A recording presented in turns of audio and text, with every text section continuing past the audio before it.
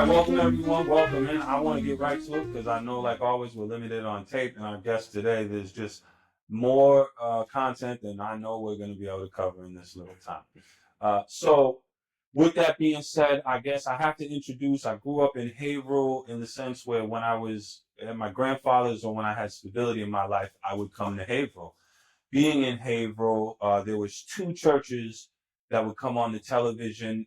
One of which I married his baby daughter. The other church, which I also had, I went to and attended a couple times as a kid, was Calvary Baptist. And my father-in-law, Bishop Hobbs and Reverend Hobbs, who everyone knows, actually started in that church, and that church has a very deep, deep history. Pastor Thomas, who was like an icon, like my father-in-law, went to transition on with the Lord. And after that, the elders of that church, they just knew that they wanted a leader that could lead and was in agreement. So they went through a really trying process and came together as a board and really disciplined themselves to go on a search. And that search ended up landing on who our guest is. That's Pastor Kenneth Young. I just want to give him applause real quick. From there, as he came into the community, it wasn't really theology because we were dealing with George Floyd. We were dealing with municipal disagreements and all the context that I've got to know him. And he has continuously responded when I, as a nonprofit, had reached out with an idea or something that seemed too big for me or for us. We'd extend our hand and ask for support. And Pastor Young has been there in so many crises. So I just want to give that context. And on top of that, in COVID, I got to edit the virtual presentation that they were doing because people couldn't gather. So that's when I became a fan of his preaching, which is something else that I think Mike's going to get into. So, Pastor Kenneth Young, yeah, thank you. Welcome, bro. Thank y'all. I'm glad to be here. Appreciate it. Yeah. Good seeing you. Yeah. So I actually end up learning about you actually helping Dennis edit those same virtual like congregations, if you will. Mm-hmm. And for me, I was like, that's cool. And only because I'm not a church person. I don't go to church. I don't really have a faith. I'm not gonna say I haven't been exposed to church. Like my grandmother tried, my mother tried. It didn't end well. Only because I'm skeptical. As Dennis knows, I can be cynical. I challenge things a lot, and if I don't get a suitable if I get an answer that I don't think is good enough, I'll just kind of stay cemented in those thoughts. But anyway, this isn't really about me. That's kind of just the basis that I'm working with. It's about you, your co-host. Yeah. No, that's not about me. No, I think it's more interesting to hear from different individuals, different perspectives. That's kind of like our whole thing. That's why I'm glad to have you on, because despite what I think about, I guess, how the world could be, it sort of doesn't matter when it kind of comes down to like the actual day-to-day happenings and how people help other people. And the one thing that I've always respected about people who work in faith is that when they truly believe in the things that they preach, they help people. And I still find that to be very, very much important. And I know you help people. So, but I know the audience doesn't know that. Can you tell everyone like kind of like how you got into this just a little bit, and then particularly with Hero, like how are you helping out in the community? Wow, that is a loaded question. You all are really like jumping right in with some heavy hitters. Yeah. Born and raised in the South, I'm sure you probably can hear some of that Southern twang that comes out a little bit. Mm-hmm. Even though I've been here for over a decade, Yes. it's still there. But born and raised in the church. Mm-hmm. So my great grandfather was a pastor. I have people in my family that are preachers, deacons, leaders in the church, etc. And so faith has been a big part of my life, a big part of my journey. And so I think that's where it started. It was embedded in me at a younger age. And it's not to say it wasn't tested or tried, But that's something that I went back to when it was tested and tried. And so I think that's a part of it. I also want to say to, upon the call to ministry, like feeling called to preach or be a pastor, I have to credit my pastor in Georgia, Macon, Georgia, who said to me, I don't do dumb preachers. So you got to go to school. And so I went to American Baptist College. Yeah. He was like, oh, no, you will not get this certificate if you don't go to school. And so I went to American Baptist College, which is a small HBCU in Nashville, Tennessee. But it's also known as School of the Prophets. People like John Lewis, C.T. Vivian, these civil rights leaders who studied with James Lawson as well. Nashville movement, the bus movement to the South, Bernard Lafayette. I mean, you can go and look at these folks up. And I think that was the kind of a merge between not just like what you do in the church, but what you do outside of the church, which I think kind of answers you all's point about this. What does this intersect? Like, what does church and community intersect? I think it happens all the time, but I believe wholeheartedly. For me, that was the eye opener to see these two entities. They definitely need to work together. And so that type of experience in college was always like something that my through line throughout my life and my ministry work. And so coming to Haverhill, I was like, so what's going on? You could talk to some of the local pastors here. I was like, okay, what's the pastors meeting? And, where's the bad neighborhoods? And, where's the not so bad neighborhoods? Like, where are people gathering? And so I think that was a part of all of that. I have to interrupt a little bit, Yeah. only because you provide this background of like this very kind of famous HBCU, and then you jump to Haverhill. And no shade on Haverhill, but it's like, how do you come to Haverhill of all places to identify? Because, for example, I would think coming from that background, you may be like, no, if anything, if I'm going to come to this cold area, I'm going to stop in Boston. At least it's a little warmer there. But Haverhill, like, why Haverhill? So I did work in Springfield. Well, I was associate pastor in Springfield, Massachusetts. Okay. Yes, yeah, at a larger church. My wife is from there, but she went to Tufts, and her job was in Boston. And I went to seminary at Gordon Conwell Theological Seminary, which is on the North Shore, in South Hamilton. We have what we call conventions, which is like a caucus of churches across 3 different states. Massachusetts, Rhode Island, and New Hampshire. And they really bring all these Baptist churches together. We try to connect, somewhat of a network, try to work together. And the president at the time was like, listen, this church in Haverhill needs a pastor. I need your resume. And I was like, okay, well, let's see what happens. And that's how I ended up submitting my application, a resume to Calvary Baptist Church, on the behest of the president of our convention, who said, my friend, Reverend Thomas, who's passed away, they need a pastor. They need a solid leader. I think you'd be a good one. So that's how I ended up here. Okay. Yeah. And I would imagine this other, the president, right? He's the president. I'm pretty sure he saw something within you. He was like, oh, he has all the credentials necessary to take this church from here it is now and beyond. Not to gas you up, but I'm just saying. I mean, I hope that was that's what he saw. I think he knew at least, and he's passed, God rest his soul. And his church was in Portsmouth, and so I think he knew like they need somebody who's younger, someone who may be able to give them a different vision to what they need to do going forward. And for some reason, he thought that I would be a good fit, and so I think there was some foresight that was there. Yeah. Well, for some reason, but it's not for some reason, because I think you have an idea now that you've been putting in the work, correct? Yeah. I mean, I still, at times like, oh. But, Haverhill is different. It's different than Boston. The people are, of course, I think some wouldn't consider themselves as being in the suburbs of Boston. They're like, oh no, had a conversation with a rabbi yesterday, and I was like, people consider this to be Greater Boston. And he was like, are you serious? Like, yeah, some people do. And because you can catch the train, and we kind of had that conversation. And then when you talk to some of the locals, they're kind of like, no, and some of the locals like, it's getting too busy. It's getting too big. And I'm moving to New Hampshire. So I just think it's different for me, and I'm still learning, even though I've been here for a while.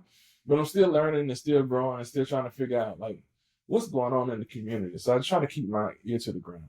What is going on in the community? That's a good question. I think it's a lot that's happening. From the things that's happening in our federal government, I think has people on edge. Was last week or so, you had a No Kings rally. And so I think you're seeing a growing number of folks who are just trying to figure out how much weight we want to put federal government into local government. Now we're staring at a SNAP benefits cliff by the end of this week.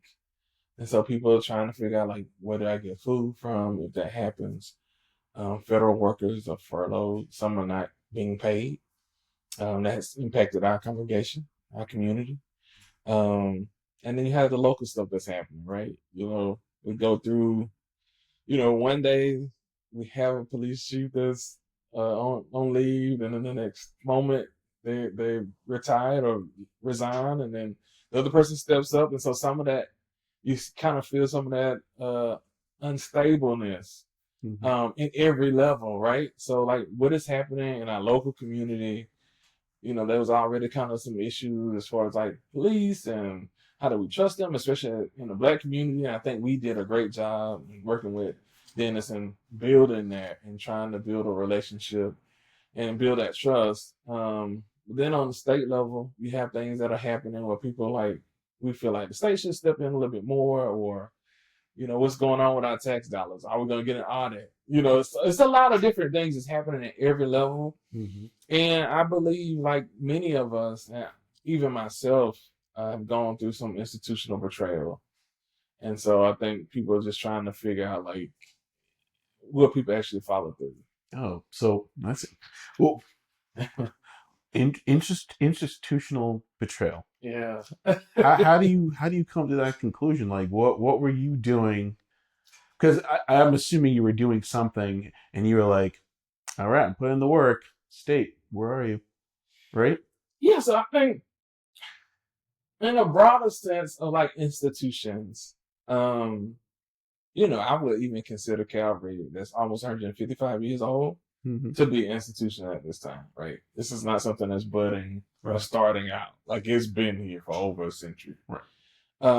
And so I was reading Emerson's book on religion of whiteness, and he begins to kind of formulate this institutional betrayal, not just using the church as an institution, but then, like, saying, like, the government, and then, kind of going down to education. Like, we're seeing all these things that we thought were stalwarts, like, silent. They're not going to move, right? If someone is leading our country, there's checks and balances. But the checks are not checking, and the balances seem to be out of balance. And so I think you're seeing kind of this erosion of institutions, right? And when we talk about reparations, in his book, Religion of Whiteness, he begins to kind of detail how it didn't matter whether people were considered to be conservative Christians or even liberal Christians. It seemed like white people had an issue with reparations, like repaying back or trying to make good on what has happened. And so you started kind of seeing this betrayal of what the church is supposed to be. On the flip side of that, we have younger Black people who feel the same way. You kind of hear this increase in, I believe in Jesus, I don't believe in the church as an institution, right? Because the institution has said, this is what we're supposed to do, and then things have gone left, right? Especially here in the greater Boston area, when we dealt with the Catholic outbreak, right, of priests doing things they're not supposed to be doing. And that was a big thing. And so I think a lot of us are kind of like seeing this as, we really can't trust the institutions. We can't trust education, school system. Not too long ago, there was people were protesting about that. There was a strike. You know, Mhm. it's not just here in Hayville, but other cities in our communities, in our area as well. And so I think you're starting to see like this sense of, can we really trust that institutions gonna do what they say they're gonna do? Yeah, that's a good intersection to the restorative justice because, like, I was an ordained minister, right, and we operated a lot in our infancy of our relationship in the context of ministry. I was invited for the first time to one of the summer festivals and did played. My son played and did all this stuff. But so I was in the context of trying to be a community leader in the church institution. It became very difficult because you were boxed in. It felt like the municipalities were like, well, you're a faith organization, and it was it felt like a wall. I'm not saying it was intentional. I'm just expressing my experience. So I found restorative justice. I found restorative justice sitting in a circle. I was as a minister. I was invited to speak as an inspirational speaker behind the prison because I had been through this transformation. And when I did, the people incarcerated or asked me to come to a restorative weekend that they had housed in the prison. Within there, got to sit in a circle with someone I was incarcerated with as a kid, as an 18-year-old, and got to see him these years later. And he was facilitating the circle. And I was like, this makes perfect sense. Because as I learned restorative justice, it was based on collective values. And that was the construct I needed because as we were responding to crises in Haverhill together through the interfaith network that was built, Mm-hmm. it was a ceiling. There was a ceiling because we were never able, we all knew biasly, I think, each other's beliefs, but there was no space to construct a system of values that could guide us in this work. So I dived into restorative justice, but then so I came with this, I'll use this for community work, but where I learned it, I saw the harm in the areas where I learned it and couldn't leave. You get what I'm saying? So as you're learning circle in a prison context, you're dealing with people that are still dealing with just daily violence, mental health, all of these dramatic needs. So as people know, I kind of couldn't leave that until I felt like I had contributed enough Mm-hmm. where there were people that could take the work. And that's the beautiful thing about restorative justice and community. You're really just kind of stoking a dialogue. And then the leaders that are really there show themselves. And then if you're smart, or if you're really about, I think, your work, you step back and let those people rise. Mm-hmm. But if you're an opportunist, right, you can create ceilings and you can extract resources and wealth and fame to prop yourself up and hold other people down. So I'm just giving all of that context to say that everything he said was valid for me. And I felt like, what am I going to do? And then I found restorative justice and started doing that work. And I think we all have me and Pastor Young talk when, unfortunately, sometimes when there's a crisis Mm-hmm. and we're trying to work on our other side of the relationship, but it seems like there's a crisis all the time. Interesting. Yeah. So, and maybe this is an egocentric thing for me to think about, but when I hear that you guys are talking about like institutions failing or how you have to put in the work, but there may be some opportunist individuals who put a ceiling on how far you can grow or improve the situation. And then I think to myself, well, this is kind of the reason why I'm faithless, because I would like to have faith that there are institutions that exist for doing good, or that you can do restorative work, and that people wouldn't be impeding on that work because they want to see progress, right? And then for me at least, reality hits and it's like, no, institutions will institute, and you'll have these situations, not even just restorative justice, but any other type of program that has this ceiling or cap to it because people, for lack of better words, want to profiteer from it. So how does someone like myself change my mindset? And not that you have to change my mindset, but like there's other people who maybe even go to church for that matter and have faith, but feel kind of hopeless because it's like things aren't working. People are doing the work, but things aren't working. Like, how do you build on that? Yeah, I think like at the end of the day, at least for me, you know. And when I say like my faith has been tried, I think this happens when you're in seminary settings, when you deal with people who are in seminary but they actually don't believe in God. They just believe in like understanding religious works or as an academic thing to do. And so I guess for me, like people are fickle and faint. Like we all have flaws. Mm-hmm. And if we're building institutions, then our institution is gonna be flawed. Like it's not gonna be perfect, right? And the way I at least look at it and hold on to it is like God is perfect.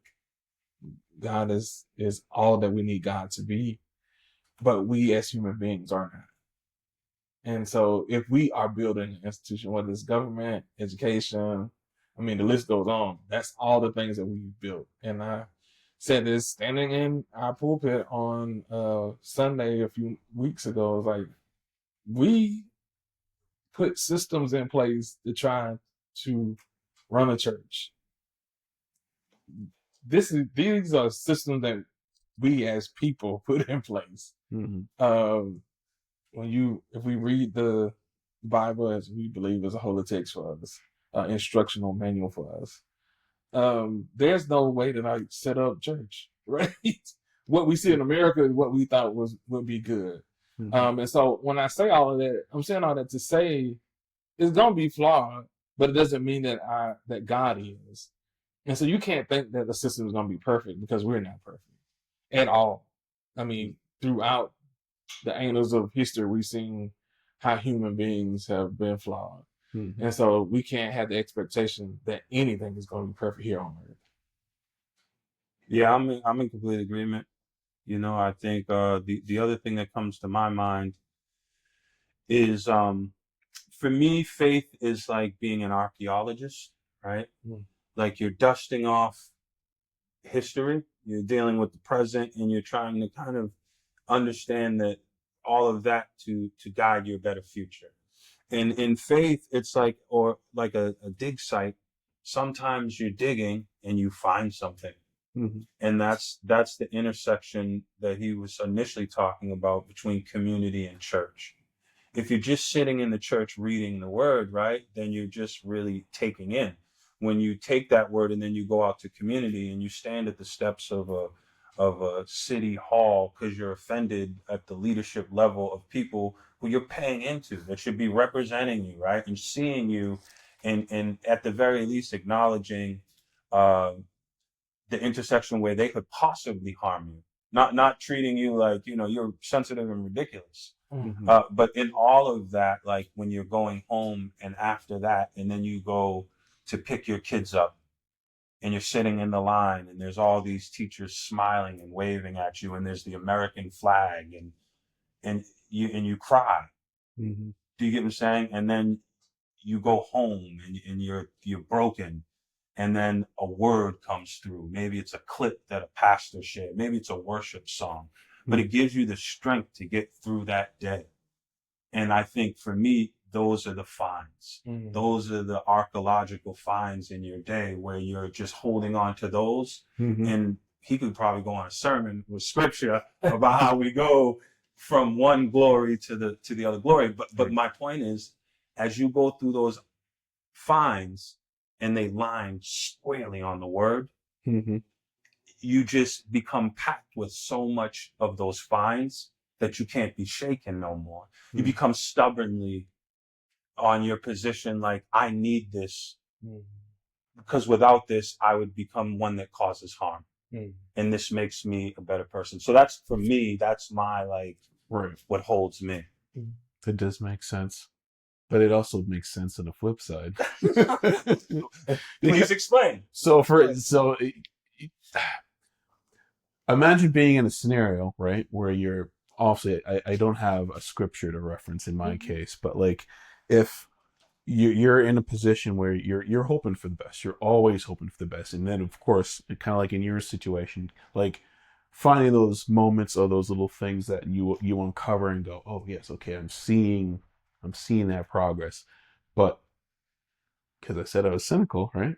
You can also find the things that can go, oh no, this is going in the wrong direction. Correct. And then it becomes reaffirming. right? And it's like, oh, well, clearly it's not going to work because I'm seeing all these signs. So from my standpoint, because I don't, have a thought process rooted in faith, I pivot, right? So if I see something's not working, I just go on to the next thing. And I don't know, maybe that's just being pragmatic. I don't know. Maybe it's having my own sense of belief, if you will. It's just not rooted in religion. I don't know, but that's just kind of the thought process. What are you pivoting to, though? I'm pivoting. So I kind of explained this to Dennis actually a few weeks ago, because I'm like, I'm at this age where I'm like, I don't have the time for things to work. I don't know. I mean, I'm only in my early 40s, but like, I feel like there's a certain point in your life where it's like, if you want to call it retirement age, I'll just say in your 60s. In my opinion, once you get to your 60s, you should be chilling out and relaxing. Right. So for me, I'm like, I got a good maybe less than 20 years left. So, for example,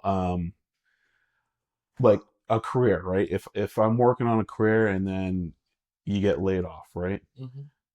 And you get laid off because maybe that industry is shrinking. In my opinion, I don't feel there's enough time to go retrain, because that could take several years. And then you hope after several years, you're going to be able to jump into the new career of your choice. So for me, it's like, okay, well, now I got to think of something else that I can jump into quickly, because I only have so much time for this to work. And for me, it's just a matter of just reasonable deductions, if you will. And I could be wrong, but I also feel like I don't have a choice to figure that out. If you, well, no, I'm sorry. Well, I just know Mike.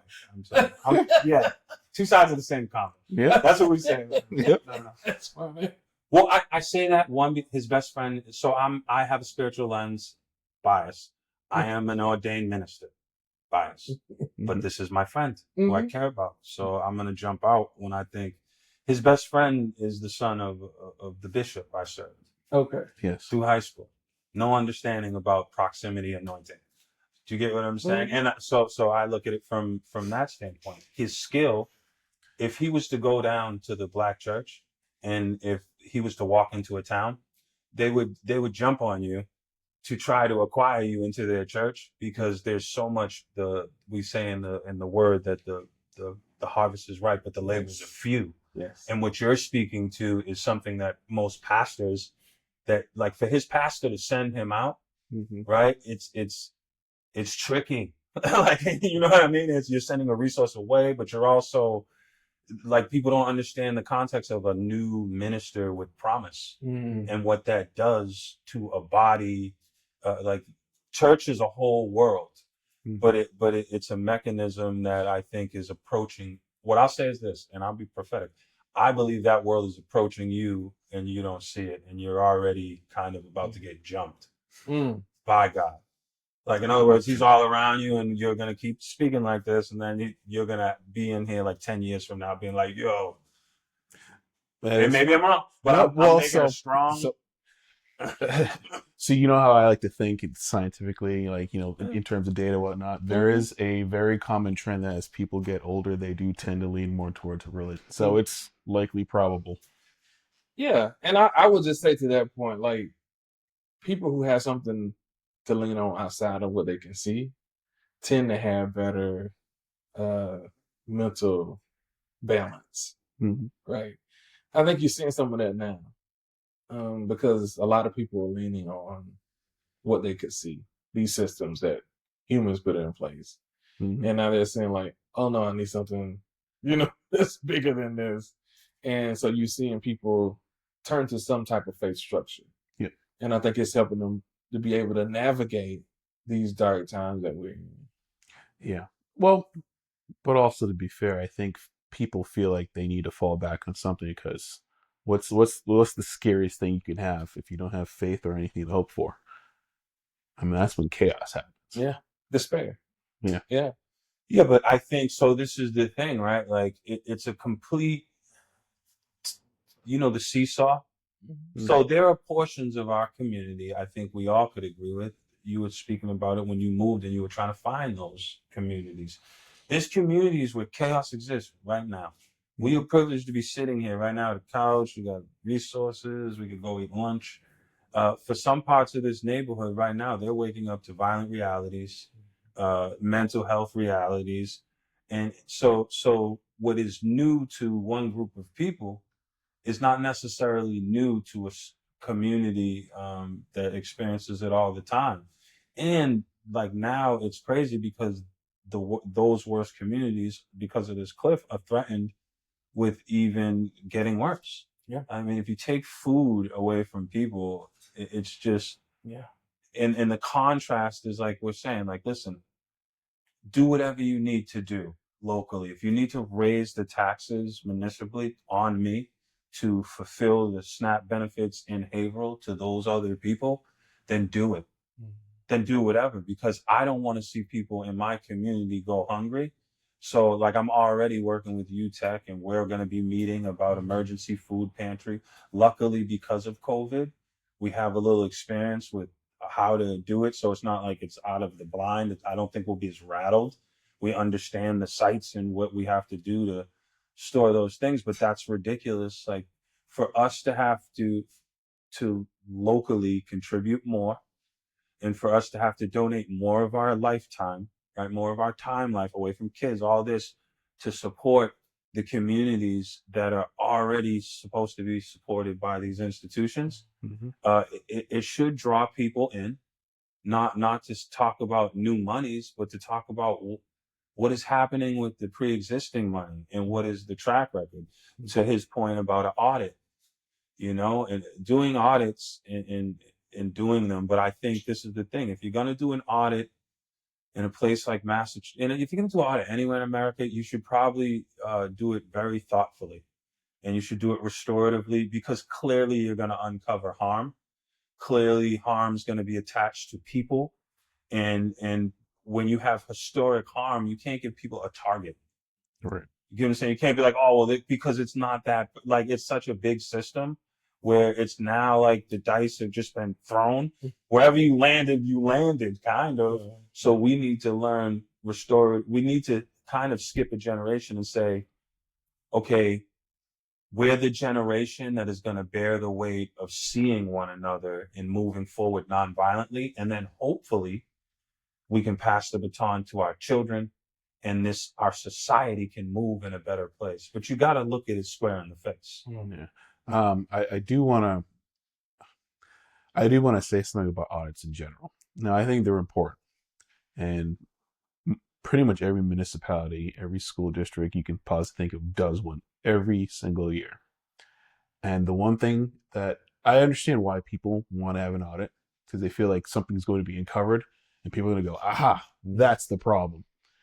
And what they're going to find out is once the audit happens, most likely everything's going to be all on the up and up. And they're going to realize the bigger problem, which is we as communities have been putting our money and resources into these communities, and it's been circular. The money's been circular. We put the money in, they expend the money, we put money back in, they expend the money. But the problem is every single year, the expenses go up. Similar things been happening in like the school district where I live. And one thing that people don't seem to understand is you could literally do absolutely nothing. Like the school district could do the bare minimum. They just say, we're going to continue doing what we did last year. And the costs will still go up. There's no way around it. It's the same thing happens at a city level, same thing happens at the state level. Now, mind you, could there be some corruption? Yes. But you're not going to find over 10% of that. Yeah. You may find 1%, you may go up to the 3%. And certainly those people should be prosecuted and all assets should be recovered if possible. But it's not going to make up for the amount that's needed to properly support communities. And what we're seeing right now, like at the federal government level, is that the federal government knows how little that they're putting into communities. Because think about it. If the government stops, and they've only stopped for about a month, and now you're saying we can't feed the whole country, but we're the wealthiest country in the world. How does that add up? Right? The checks aren't checking, the balances aren't balancing, right? The math ain't mathing. But yet, we can send $20 billion to Argentina, a country that's been literally failing for years. And just one day, the United States says, we can take care of you. Yeah, I mean, I think it's from my standpoint, you have so many conflicting uh, interests, right? Like, think about being a governor, right? Like our governor, and I'll say this, right? Because I'm like not working there no more, so I would never like really big up anyone when you're working there because it feels like you're carrying their water. But I'm not now. I work where I work. So Maura Healey and the lieutenant governor are doing about as best as a job as you can do. When you think about systemic change, right? You're gonna cause harm because you have to move away from systems.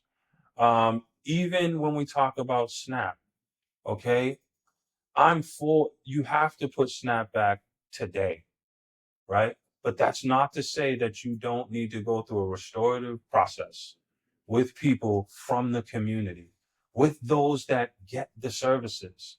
You don't, if you go to a building and you talk to the leader of the SNAP program, that's not understanding the problem. Understanding the problem is going to Main Street, walking up and down, talking to the people that are on these services and understanding the challenges that they have. Thus, that's the importance of a church. Because if you ask Pastor Young, mostly of his ministry is probably dealing with couples that are in disagreement, parents that are having struggles with children, people that are having trouble with their bills.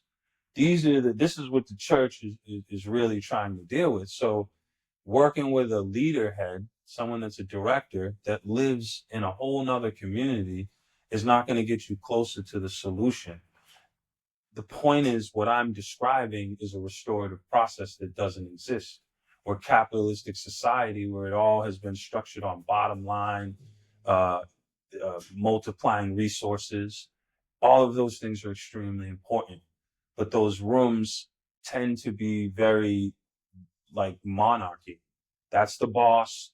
You don't, if you go against the boss, you're trying to replace them, and that's counterproductive to culture. Mm-hmm. That has to be broken. That's why when I'm talking about our generational work, we need the receptionist to speak up and be like, no, no, no, don't do it that way, because she's most informed about the people Mm-hmm. and she can expedite the process. But this receptionist has to be valued like the CEO. So that work, if we're being honest, will take up beyond our lifetime.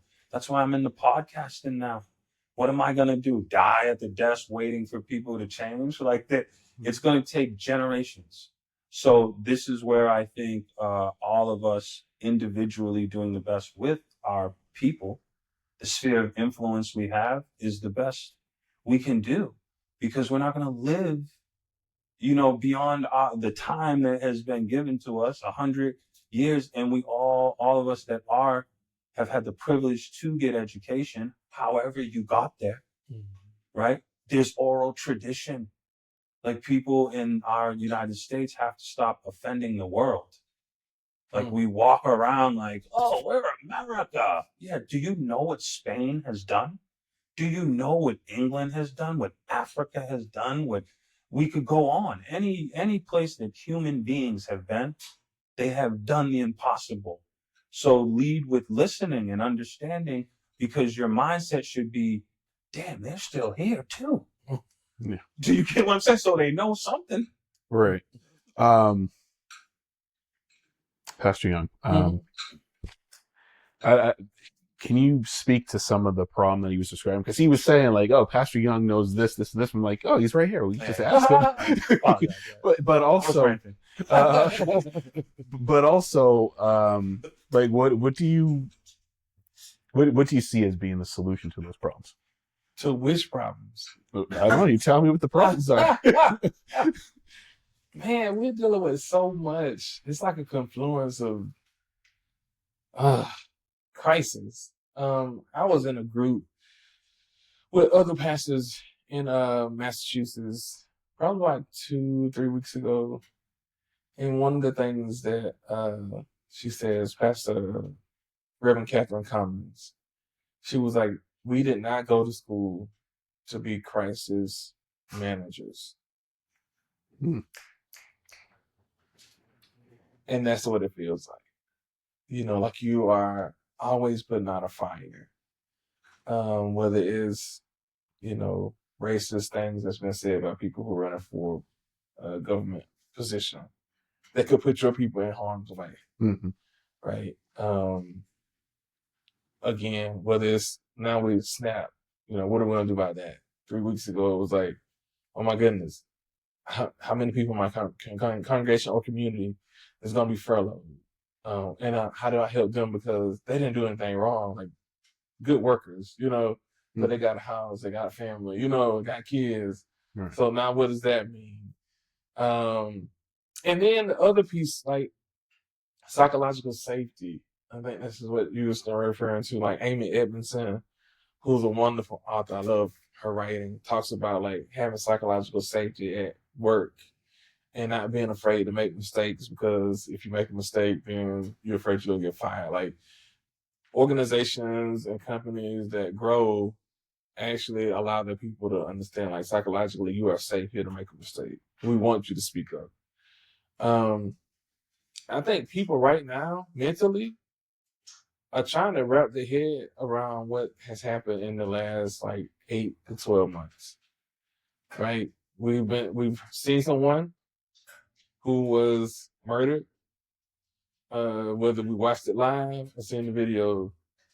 And then that spun into a whole nother thing too, right? So now we have someone who's been deemed as a martyr. It's like, what does that mean for me as a Black person? Things that were spewed, right? Black women are too stupid to get out of these Ivy League schools. You see Black people, pilots, and you should be afraid. So you're dealing with like all of that with folks in your congregation because they want to know how to be. I think we all are trying to figure that out. How can I just be me without someone saying that I'm not good enough? And so when you have the government saying like, your history is not good enough, we're going to erase it. Like you're not good enough, we're going to say that you didn't deserve to be in Harvard.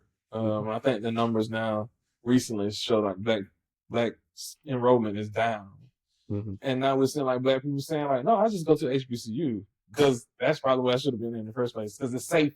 The safety there. Right. And so I think you're dealing with all of that. And so when church happens, there's a release. Like psychologically, you're seeing more people like weeping because there's hurt that's there. Like, how do I deal with it when I leave out of this place we call a sanctuary? So I think you're seeing a lot of people who are trying to find their sanctuary because right now it just feels unsafe and unstable. And community, this right here, is so important because we have different views, but it's okay. Like, I thought that's what America was built on. Like, you've been able to say, you know what? Right now I feel like I'm faithless. Like, I'm not sure. And not me saying like, oh no, you need to, if you don't believe in Jesus, we're going to take you out of here, Right. But I think that's the beauty of community. Like, everybody's not the same, and that's okay. Yeah. We're not supposed to all think alike. And that's what happens with diversity, right? Most diverse companies are able to thrive because everybody see the problem in a different way. Wait, say that again, louder. Most diverse companies are thriving because they're able to see people who sit at the table like, oh, I don't see it that way. I see it like this, or I see the answer could be this. And when you bring all of that together, you have a full picture. Yes. Yeah. And pretty much every other study you can think of says when you have more diverse workspaces, you see about 40% more profits. Yeah. Well, it's a shared load. So working in UTech, I got to watch a lot of diversity happen in UTech. That didn't happen in other nonprofits doing the same work that I worked in. UTech is very diverse in their whole model, how they kind of built their model with the people that are there. Their voice matters. They have subcommittee groups and they're attached to leadership. So my whole point is in seeing that, what I saw was people share labor. Because now you need someone that you can't, like, how can I identify with someone that is Cambodian and speaks a different language unless I start to build from ground zero? And as you build ground zero in relationship, you're assessing their skills, they're assessing yours, and you're building a new way to get the work done faster or whatever. Right. Whereas like, when you're just in one isolated group, sometimes the bias creates a ceiling because we're all black, because right, oh, well, this is the way it should be, right? Versus when you meet someone new, you have to start over. So it's just, I think, looking at, again, restorative justice, and I don't know why today I'm lifting it up more, but my point is restorative justice is a space that's guided in constructing collective values and agreements to guide anything. And if you know how to do that process, like it's innately, like, we have values and agreements, whether we know it or not. If I came in here and started screaming and yelling at you guys, you would be offended because you're like, this is out of the context of the relationship that we've ever constructed, right? But it flies by people because of the privilege. Restorative justice was sewed into us. Back when now you can turn on the power, right? There's heat. But back when these practices were made, we all had to pack our stuff up and start traveling south so we could get to a place to survive in the winter. And if there was some interpersonal harm, we would stop, and everything would stop, and everyone would come to circle, and we would have to go round and round until we figured out consensus how to move forward together. You didn't have police, you didn't have courts, but you still had crime, you still had people cheating on each other, murder, all of those things. It's just our old ways had a different way of handling it. Now, it's more complex now because we are diverse. There are fires, there are murderers. You need the police. You can't go back to that time. So, it's interesting because with the Make America Great Again, if you really wanted to go back, you'd have to go back beyond colonialism, right? But my whole point is that these practices, I find, at least for me, help me in Haverhill, right? And what I'll say is this: I don't care if clearly there's people out here that are deeply racist. They want nothing to do with me because I'm black. They think I'm trying to sway their children, or I don't even know. I ignore it, right? Because I have the right to exist. And I have the right to public safety. And that's where I stand, right? So I support with anything that's to do with public safety. And I think everyone deserves public safety. Even if you're an extreme racist, if this color of my skin makes you want to throw up, and that's where you choose to live your life, that's your right. You deserve public safety. But I also don't got to be around you, right? I also get to build places and spaces where I don't got to entertain you. And that's like the sickness of racism for me. It's not that you hate me. It's that you want to be around me and hate me in front of my face. And like, that's a different level of sickness. Yeah. And I think it's spiritual. So another point at you, where, I think it's a spiritual thing that I just say, listen, no, in the name of Jesus, you take that and you deal with that. Whatever that harm is that is causing you to operate in such a way, I rebuke it because God is love, right? And I know that. That's a fundamental thing. So whatever it is you're dealing with, that's your process. You're not going to waste my time because God has called me to try to serve the next generation. And luckily for me, this is the craziest thing. Now I see more people provoked because they're realizing the work that I was called to do, I've done. So I'm not like, now it's, oh, we got to stop him. You can't stop me because I've already completed what I was here to do. The young people got the message. The community got the message. Everyone got the message. Now everyone's going to decide what they do. But some of the young people we've worked with have gone on to HBCUs and they're working in government at higher levels than any of these local racists could ever imagine. Yes. So it's like, what are we talking about here, right? Like, I'm sorry. No. You're good. Actually, you're kind of building on what I've been thinking about for a while. The one thing I couldn't let go from what you said is how there are people who are coming to your church who are just upset or disturbed with the fact that the government is actively trying to erase like Black history, Black people. And it actually is directly related to like these groups of race people who are just so fixated on being racist for frankly no good reason. But there is a good reason. It's the same thing you should tell the people in your congregation. The reason why they need to erase black people and black history, because the thought process is, oh, they're not good. No, the problem is they're too good. That's why we got to erase it. Right. And that's why some people are in fact racist. They have no real connection, not only like to community, not even their own community, because, and I think you and I know this, especially being members kind of like in both black and white communities. From, in my opinion, and we should have a whole separate conversation for this in another podcast. Whiteness for me is devoid of community, of culture. And that's when you think about how powerful that is, right? Then you could see why people could be upset when they see blackness as a construct, right? And we're only talking about 12 to 15% of the U.S. population. And yet there are so many achievements that you can think of historically throughout time, not just through civil rights, but also even the world of technology, right? Triumphs in World War I and World War II. Like, there's contributions from, Black Americans that are just so profound. Whereas in white America, like, you speak about individuals, right? Because what makes somebody white changes throughout time. We know this historically, right? At first it was just like maybe the British, maybe the Dutch, maybe the French. Eventually they had some Germanic people in there. And then eventually they let in some Italians and some Irish. And now it's kind of broadly become, anyone who passes a certain skin tone, right? For lack of better words, maybe the skin tone of the wall, something right now, right?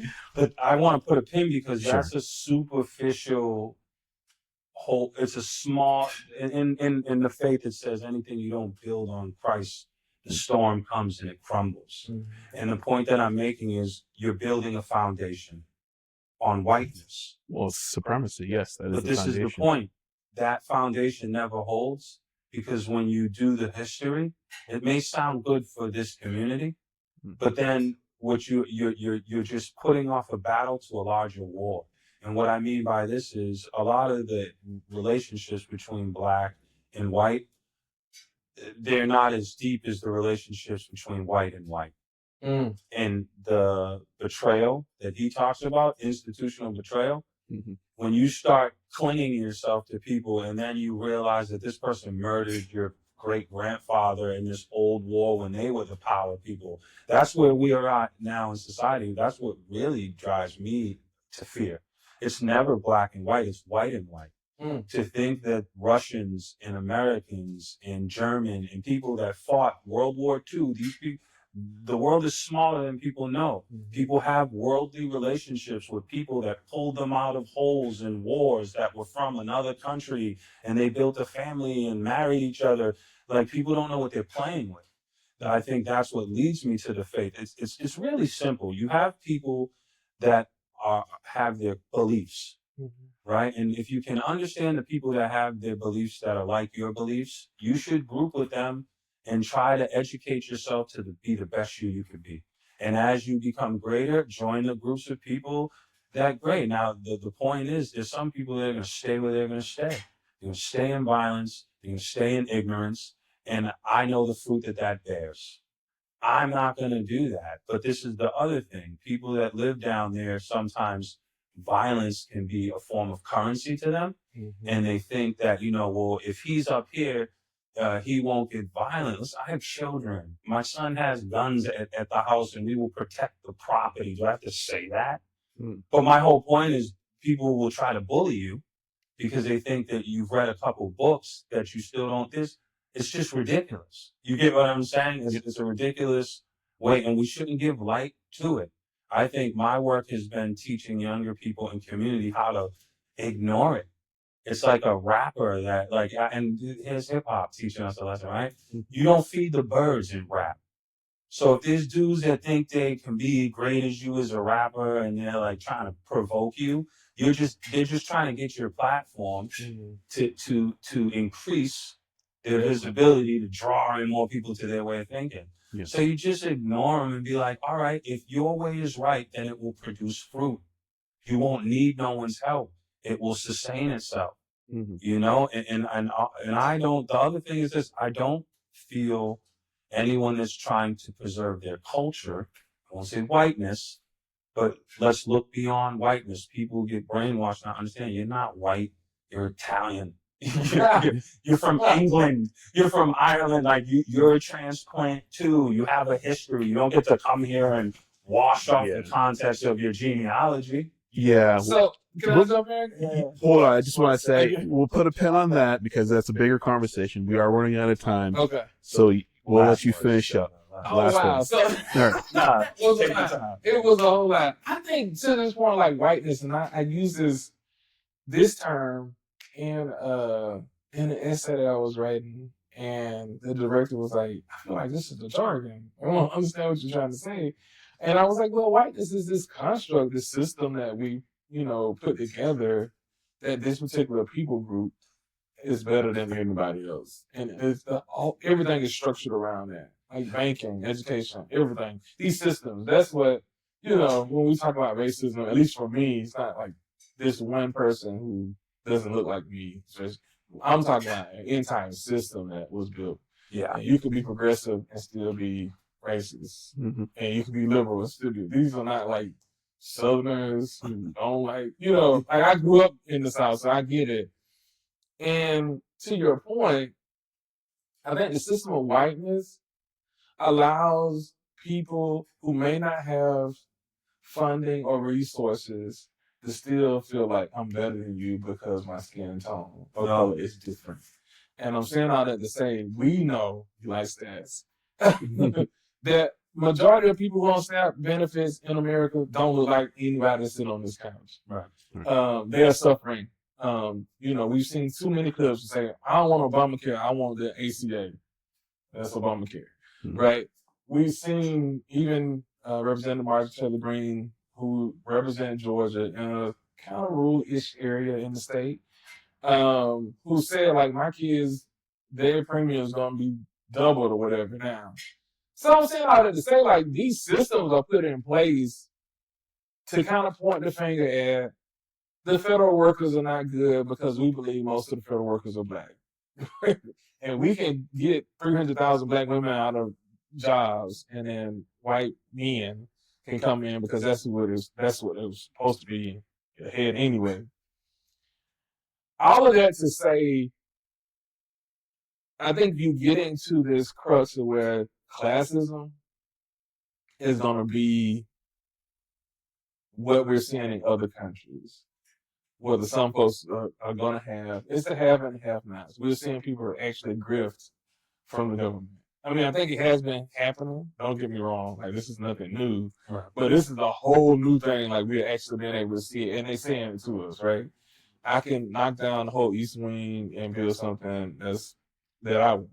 That's not American. At least that's what we were talking. That's institutional betrayal. Like, that's not supposed to happen. And so when people start to chip away at these systems, I think the fear is right now is what's going to be left after this, right?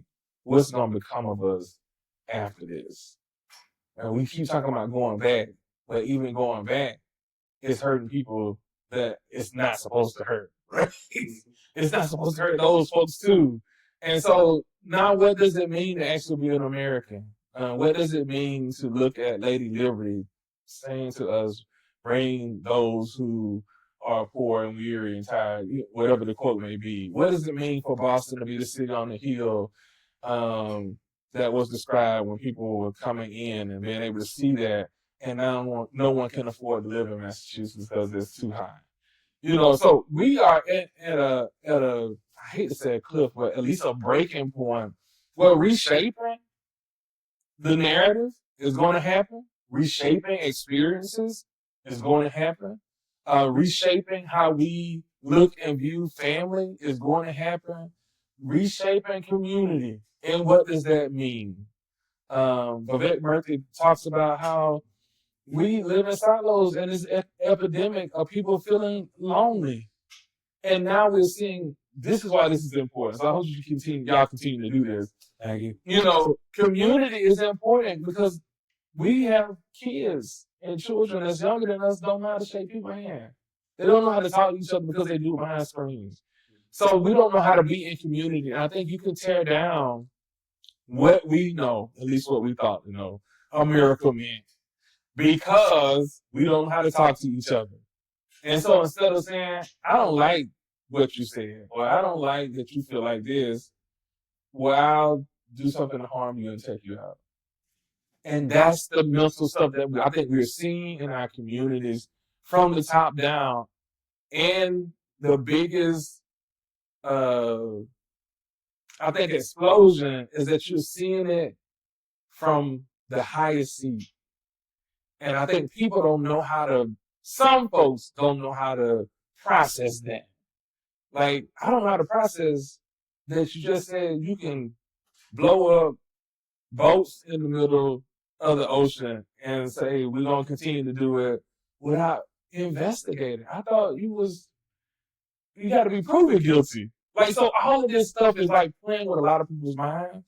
And my hope and prayer is, and this is where the faith keeps coming in for me, like, yo, like, it got to be something bigger and better than this. And there's nothing wrong. I love America. I was born and raised here. Me too. You know, like, as far as I can go back on my lineage, my folks was here, whether they were enslaved or free. But, like, something gotta be better than what we are experiencing right now. And that's where my hope and faith and everything is anchored in something that's higher and bigger than what I can see. All right. Well, we're going to leave it right there. Yeah.